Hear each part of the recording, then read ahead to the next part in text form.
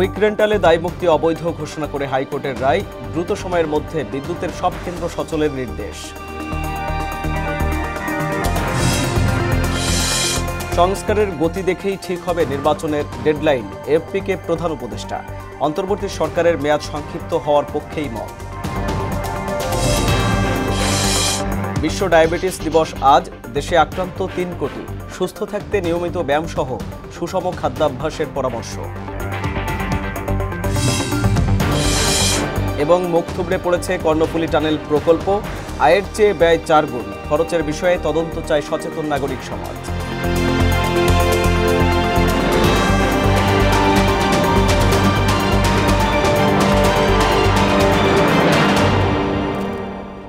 আসসালামু আলাইকুম, সবাইকে মোহনা সংবাদে স্বাগত। শুনছিলেন শিরোনাম, সঙ্গে আছি আমি আরিফুল ইসলাম। সংবাদে এছাড়াও থাকছে ইয়োগা নিয়ে মোহনা টেলিভিশনের বিশেষ ধারাবাহিক। আজ দেখবেন প্রতিবেদনের 3য় ও শেষ পর্ব। এবার পুরো খবর।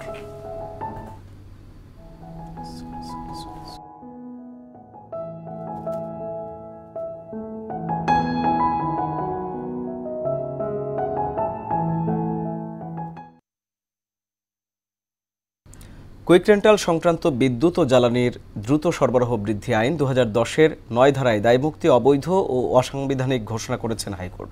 সকালে বিচারপতি ফারাহ মাহবুব ও বিচারপতি দেবাশিস রায় চৌধুরীর বেঞ্চ এ রায় ঘোষণা করেন। দায়মুক্তির বৈধতা চ্যালেঞ্জ করে গেল সেপ্টেম্বরে রিট করেন সুপ্রিম কোর্টের 2 আইনজীবী। শুনানি শেষে সর্বোচ্চ আদালত বলেন, বিদ্যুৎ ও জ্বালানি দ্রুত সরবরাহ বৃদ্ধি আইনে মন্ত্রীর একক ক্ষমতাও বৈধ নয়। এছাড়া দ্রুত সময়ের মধ্যে বিদ্যুতের সব কেন্দ্র সচলের নির্দেশনাও দেওয়া হয়। পরে রিটকারী আইনজীবী শাহদিন বলেন, লুটপাটের জন্যই কুইক রেন্টাল আইন করা হয়েছিল। কুইক রেন্টাল প্রজেক্টের বিশেষত্ব হলো যে তারা বিদ্যুৎ সরবরাহ করুক বা না করুক, তারা পুরো টাকা পাবে। মানে 100 মেগাওয়াটের বিদ্যুৎ কেন্দ্র সে 20 মেগাওয়াট সাপ্লাই দিচ্ছে, কিন্তু 100 মেগাওয়াটেরই টাকা পাবে। অর্থাৎ এটা আসলে এটা লুটপাটের বিশেষ বিধান আইন হয়ে গেছে। বাংলাদেশে নতুন নির্বাচনের আগেই কিছু সংস্কার প্রয়োজন বলে মনে করেন অন্তর্বর্তী সরকারের প্রধান উপদেষ্টা ডক্টর মোহাম্মদ ইউনূস।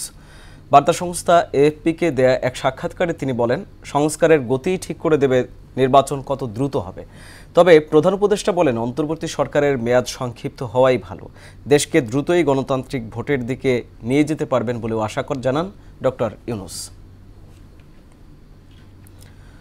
ছাত্র জনতার উপর নির্মম নির্যাতন চালিয়ে ফ্যাসিবাদ ও তাদের দোসররা কিভাবে মুক্ত বাতাসে ঘুরে বেড়াচ্ছে, এমন প্রশ্ন তুলেছেন বিএনপি নেতারা। সকালে রাজধানীর পঙ্গু হাসপাতালে গণ অভ্যুত্থানে আহত ছাত্র জনতাকে দেখতে গিয়ে স্থায়ী কমিটির সদস্য সালাউদ্দিন আহমেদ বলেন, এমন স্বৈরাচারদের রাজনীতির চিন্তা করাই উচিত না। বিএনপি দেশ পরিচালনার দায়িত্ব পেলে সকল আহতদের পুনর্বাসন করবে বলেও আশ্বাস দেন সালাউদ্দিন।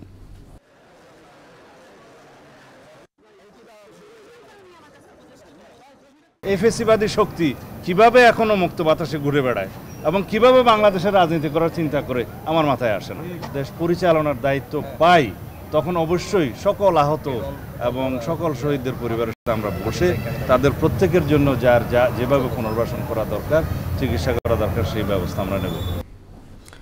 দেশে বেড়েই চলছে অনিরাময় যোগ্য রোগ ডায়াবেটিস। এ রোগে আক্রান্তের সংখ্যা দাঁড়িয়েছে 3 কোটিতে। আর বিশ্বে ডায়াবেটিস আক্রান্ত পূর্ণবয়স্ক মানুষ অন্তত 50 কোটি। এদের মধ্যে প্রায় 80%ই মধ্য ও নিম্ন আয়ের মানুষ। এমন পরিস্থিতিতে আজ পালিত হচ্ছে বিশ্ব ডায়াবেটিস দিবস। রোগটি নিয়ন্ত্রণে রাখতে পরিশ্রম এবং সুষম খাদ্যাভ্যাস গড়ে তোলার পরামর্শ চিকিৎসকদের। আরিফ হোসেনের ক্যামেরায় উষা ফেরদৌসের রিপোর্ট। দেশের প্রাপ্তবয়স্ক মানুষের 25%ই ঘাতক ব্যাধি ডায়াবেটিসে আক্রান্ত, যাদের একটা বড় অংশই জানেন না যে তারা এই রোগটি বহন করছে। ডায়াবেটিস আক্রান্তের সংখ্যা বেশি এমন দেশের মধ্যে বাংলাদেশের অবস্থান 8ম। যখন বেশি পরিমাণ হয় তখন বোঝা যায়, এর আগে আসলে বোঝা যায় না। আমার তো ডায়াবেটিস আপনার 32-32-এর পরে আমি বুঝতে পারছি। মিডল ইস্টে হাসপাতালে ডায়াবেটিস রোগী ফ্রি এবং এই বইটা পর্যন্ত ফ্রি, চিকিৎসা সম্পূর্ণ ফ্রি, প্রত্যেকটা ওষুধ ফ্রি। কিন্তু আমাদের এখানে কি দেখছি আমরা, শরীরে মাত্রাতিরিক্ত সুগার বাড়লে চোখ ও কিডনি সমস্যা দেখা দেয়। তবে নিয়মিত হাঁটাহাঁটি ও শারীরিক কসরত করলে তাদের ডায়াবেটিস নিয়ন্ত্রণে থাকে। আবার যারা নিয়মিত শারীরিক বিভিন্ন কসরতে যুক্ত থাকেন তাদের ডায়াবেটিস হয়ই না, জানালেন নিয়মিত ব্যায়ামের সঙ্গে যুক্ত থাকা মানুষেরা। যখন ব্যায়াম হয় তখন ডাক্তার যখন বলে যে তোমার হাঁটো, তখন হাঁটি। এর আগে আমরা করতে পারি না। আমার ডায়াবেটিস নাই, তাও আমি হাঁটি, কারণ হাঁটার কোনো বিকল্প নেই। ডায়াবেটিসের মেইন পরামর্শ হলো খাবার দাবার কন্ট্রোল এবং নিয়মিত হাঁটাহাঁটি, ব্যায়াম করা। বেশি ওজন, কায়িক শ্রমে ঘাটতি, অস্বাস্থ্যকর খাদ্যাভ্যাস, উচ্চ রক্তচাপ, পারিবারিক ইতিহাস এবং 40 পেরিয়ে যাওয়া ব্যক্তিদের ক্ষেত্রে ডায়াবেটিসের ঝুঁকি বেশি। আমাদের প্রতি 10 জনে এখন একজনের ডায়াবেটিস, মানে প্রত্যেকটা ফ্যামিলিতে আমাদের কেউ না কেউ ডায়াবেটিস। তার একটা মূল কারণ হচ্ছে আমাদের লাইফস্টাইল, অর্থাৎ আমরা যে খাবারগুলি খাই সেখানে আমাদের অনেক বেশি ক্যালোরি দেয় এবং আমরা ওজন বেড়ে যাচ্ছে এবং আমরা একেবারেই এক্সারসাইজ করি না এবং আমরা জাঙ্ক ফুড খাবার খেতে পছন্দ করি। বিশ্বে পূর্ণবয়স্ক মানুষের ডায়াবেটিস আক্রান্তের সংখ্যা 50 কোটি, যাদের 80% মধ্য ও নিম্ন আয়ের দেশের। সকালে খাওয়া 2 ঘন্টা পর, দুপুরে খাওয়া 2 ঘন্টা পর, রাতে খাওয়া 2 ঘন্টা পর দিয়ে 8 থেকে 10-এর ভিতরে রাখতে পারে। 3 মাসের গড় যদি 7-এর নিচে রাখতে পারে, ব্লাড প্রেশার যদি 130/80 নিচে রাখতে পারে, কোলেস্ট্রল যদি কন্ট্রোলে রাখতে পারে, তাহলেই কিন্তু সে শারীরিকভাবে সুস্থতা সম্ভব। উল্লেখযোগ্য উপসর্গ না থাকলেও 40 বছরের বেশি বয়সীদের ডায়াবেটিস পরীক্ষার পরামর্শ দেন চিকিৎসকরা। উষা ফেরদৌস, মোহনা সংবাদ, ঢাকা। সারা দেশের মতো পটুয়াখালীতেও বাড়ছে ডেঙ্গু রোগীর সংখ্যা। 250 শয্যা বিশিষ্ট হাসপাতালে প্রতিদিন করে 20 জন রোগী ভর্তি হচ্ছেন, অথচ হাসপাতালটিতে নেই ডেঙ্গু রোগীর জন্য আলাদা কোনো ওয়ার্ড। এতে বাধ্য হয়েই অন্যান্য রোগীদের সাথে সেবা দিতে হচ্ছে ডেঙ্গু রোগীদের। আর রোগীর চাপে সেবা দিতে হিমশিম চিকিৎসকরা। খোকন হাওলাদারের প্রতিবেদন, জানাচ্ছেন তাহসিন তারিন। পটুয়াখালী সদর হাসপাতালে গিয়ে বোঝার উপায় নেই কে ডেঙ্গু রোগী আর কে সাধারণ রোগী, কেননা ডেঙ্গু রোগীর বেডে নেই কোনো মশারি টানানো। রোগী ও তার স্বজনদের অভিযোগ, হাসপাতাল থেকে তাদের কোনো মশারি সরবরাহ করা হয়নি। আবার অনেকে অভিযোগ করেন মশারি টানানোর জন্য নেই কোনো ব্যবস্থা। আজকে ভর্তি হয়েছে 4 দিন, কিন্তু এরা হাসপাতাল থেকে কেউ মশারিও দেয় নাই এবং তারা বলেও না যে মশারি টানাই দেবে, আপনারা বাইরে থেকে আন। মশারি দেয় নাই, মশারি না দিলে তারপর আমরা এই রোগীর সাথে আমরাও অসুস্থ হয়ে পড়ি। এমন অবস্থা, আমরা আসি ভালো, আমাকে জ্বর উঠে যায়, মানে এরকম অবস্থা। বাথরুম নোংরা, সব ওই জায়গা নোংরা, যাওয়া যায় না, ভিতরে গন্ধ, নার্সেকে কইলে গ্রাহ্য করে না।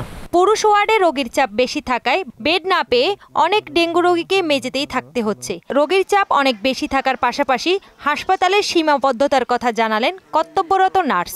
ডেঙ্গু রোগীর প্রভাবটা বেড়ে গেছে, কিন্তু আমাদের একটু সামান্য কষ্ট হলেও আমরা চেষ্টা করি, চালিয়ে যাই আর কি। ডেঙ্গু রোগী আগে মান্থলি ভর্তি হইতো 7 থেকে 8 জন, এখন এই গত মাসে আমাদের ডেঙ্গু রোগী আসে প্রায় 56 জন। জেলা সিভিল সার্জন বলেন, এবছর ডেঙ্গুর ধরন একটু ভিন্ন। এর প্রকোপ জুলাই আগস্টে কম থাকলেও বছরের শেষ দিকে এসে বেড়েছে। মশা যাতে না কামড়ায় সেই বিষয়ে আমরা যদি একটু সচেতন হই, তাহলে হয়তো আমাদের ডেঙ্গুটা কিছুটা কন্ট্রোলে থাকবে। আশা করা যাচ্ছে হয়তো আগামী 1-2 সপ্তাহের ভিতরে আমাদের ডেঙ্গু রোগীর সংখ্যা এখন যে ট্রেন্ড আছে তার চেয়ে অনেকটাই কমে আসবে। এখন পর্যন্ত পটুয়াখালীতে ডেঙ্গু রোগী শনাক্ত হয়েছে 996 জন, যার মধ্যে 2 জনের মৃত্যু হয়েছে। প্রতিদিন গড়ে অর্ধশত রোগী ভর্তি হচ্ছেন বিভিন্ন হাসপাতালে। ডেঙ্গু প্রতিরোধে জনসচেতনতার কথা জানান চিকিৎসকরা। তাহসিন তারিন, মোহনা সংবাদ। ময়মনসিংহের ডেঙ্গু পরিস্থিতির খবর জানাতে আমাদের সাথে যুক্ত হচ্ছেন সহকর্মী রুবায়েত বাপ্পি। বাপ্পি, ময়মনসিংহের ডেঙ্গু পরিস্থিতির সর্বশেষ কী তথ্য আছে আপনার কাছে জানাবেন?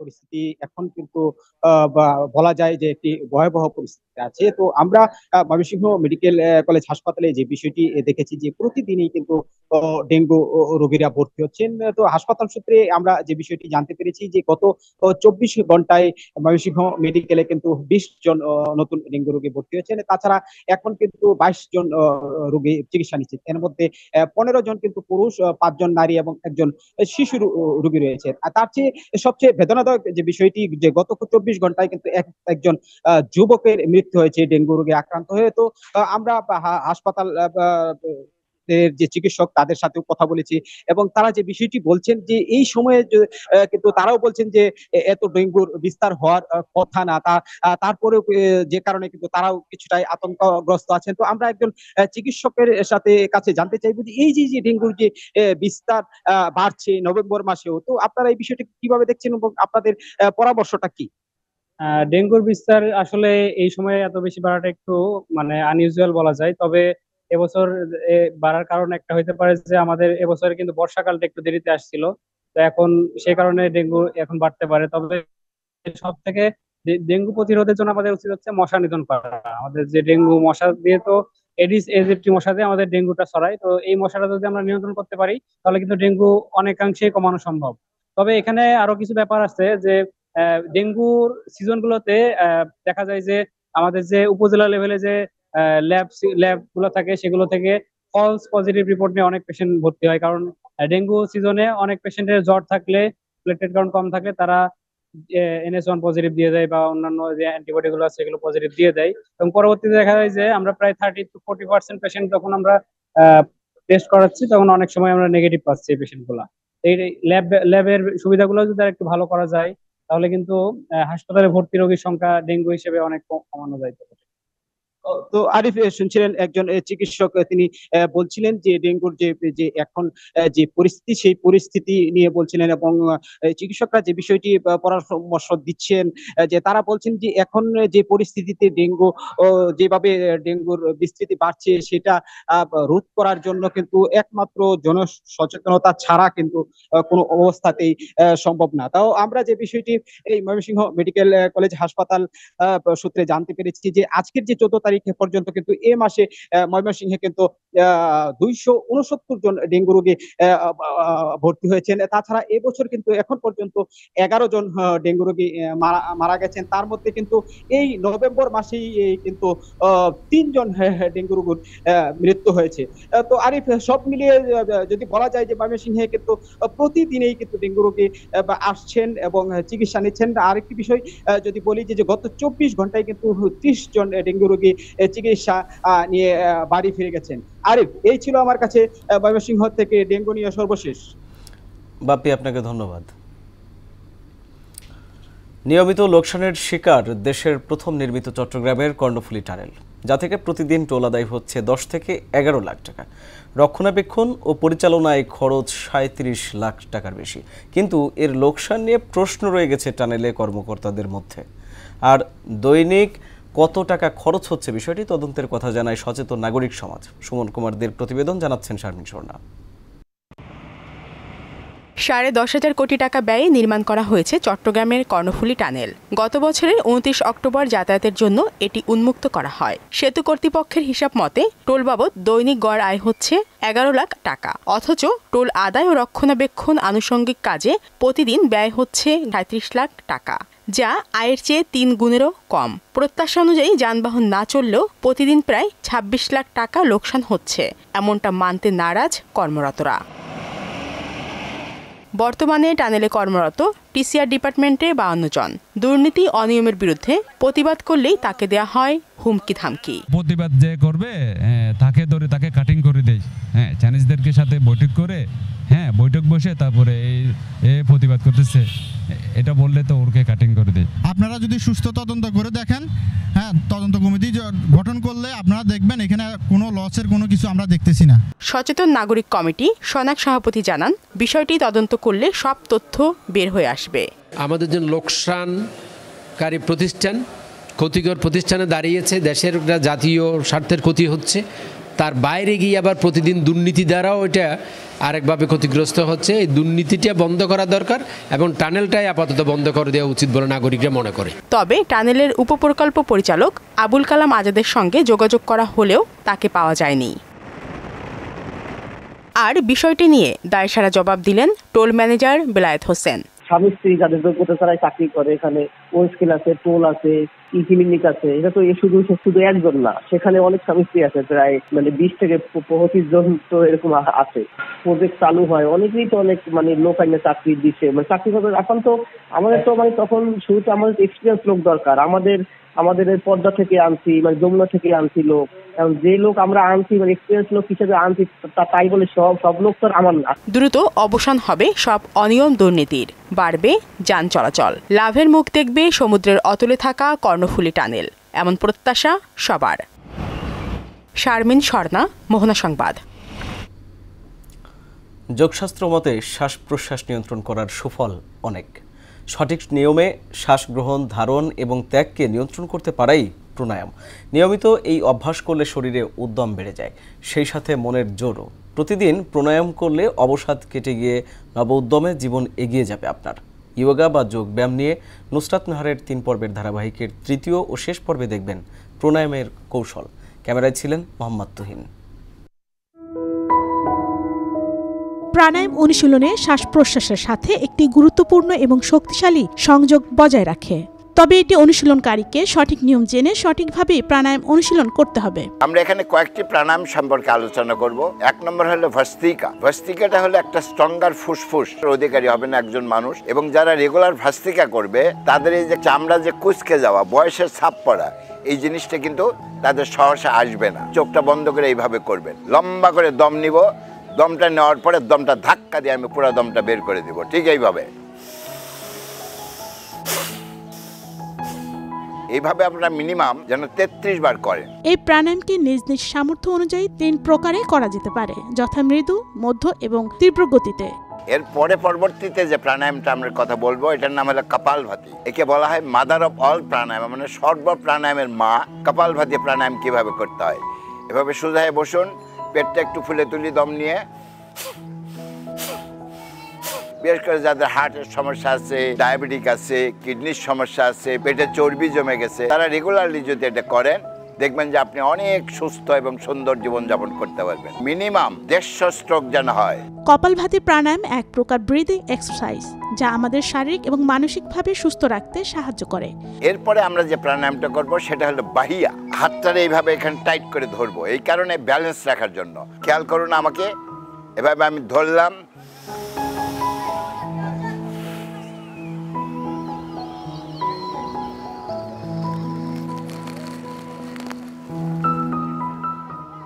আমি এখন রিল্যাক্সেশনে আসলাম। এই অবস্থায় কোনো দম নেওয়া যাবে না। যখন এইভাবে থাকবেন 100% দম নেবেন, আপনি নিয়ে পুরা দমটা বের করে দিয়ে দমটা ধরে রাখবেন। যারা অ্যাকিউট ডায়াবেটিকে ভুগতেছেন, যাদের প্রস্রাব কন্ট্রোলে আসে না, তারা যদি এটা রেগুলার করেন দেখবেন যে আপনার আস্তে আস্তে সব কন্ট্রোলে চলে আসছে। যোগ ব্যায়াম বা ইয়োগার মধ্য দিয়ে মনোনিবেশ করা একটি ক্ষমতা অর্জন হয়, এবং মাংসপেশিগুলো একদিকে যেমন টান টান হয়, বিভিন্ন মুখী গতি, বেগ বা পরিবর্তনের সাথে নিজেকে খাপ খাইয়ে নিতে পারে, এবং অস্থি সন্ধির যে জড়তা সেটি দূর হয়। ফলে এটিও মানুষের জন্য, স্বাস্থ্যের জন্য, ভালো থাকার জন্য অনেক বেশি প্রয়োজন। নুসরাত নাহার, মোহনা নিউজ, ঢাকা। সংবাদে নিচ্ছে একটা বিরতি, ফিরছি যখন আরও যা থাকছে।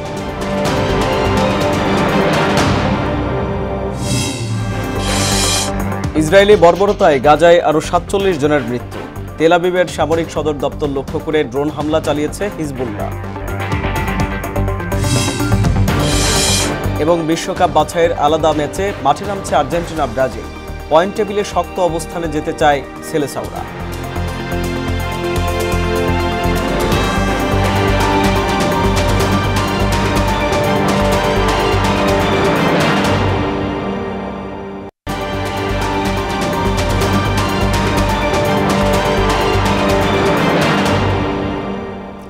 আবার আমন্ত্রণ মোহনার সংবাদের সঙ্গে আছি আমি আরিফুল ইসলাম। গাজীপুরের শ্রীপুরে এইচডিএফ অ্যাপারেলস লিমিটেড পোশাক কারখানা অনির্দিষ্টকালের জন্য বন্ধের নোটিশ দেয় জয়নাবাজার কাউরাইদ সড়ক অবরোধ করে বিক্ষোভ করছেন শ্রমিকরা। এতে সড়কে অনেক যানবাহন আটকে পড়েছে। সকাল 8টা থেকে উপজেলার তেলিহাটি ইউনিয়নের জয়নাবাজার কলেজ রোড এলাকায় অবস্থান নেন বিক্ষোভকারীরা। গাজীপুর শিল্প পুলিশের পরিদর্শক আব্দুল লতিফ খান জানান, সমস্যা সমাধানে শ্রমিকদের রাস্তা ছেড়ে তাদের অবস্থান করতে অনুরোধ করা হয়েছে এবং কারখানা কর্তৃপক্ষের সঙ্গে যোগাযোগের চেষ্টা চলছে। শেষ করব মোহনা সংবাদ, যাবার আগে জানিয়ে দেব শিরোনামগুলো আরও একবার।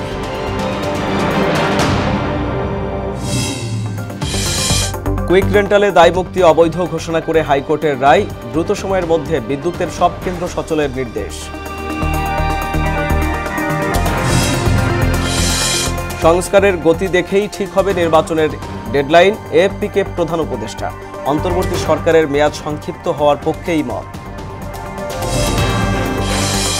বিশ্ব ডায়াবেটিস দিবস আজ, দেশে আক্রান্ত 3 কোটি, সুস্থ থাকতে নিয়মিত ব্যায়াম সহ সুষম খাদ্যাভ্যাসের পরামর্শ। এবং মুখ থুবড়ে পড়ছে কর্ণফুলী টানেল প্রকল্প, আয়ের চেয়ে ব্যয় 4 গুণ, খরচের বিষয়ে তদন্ত চায় সচেতন নাগরিক সমাজ।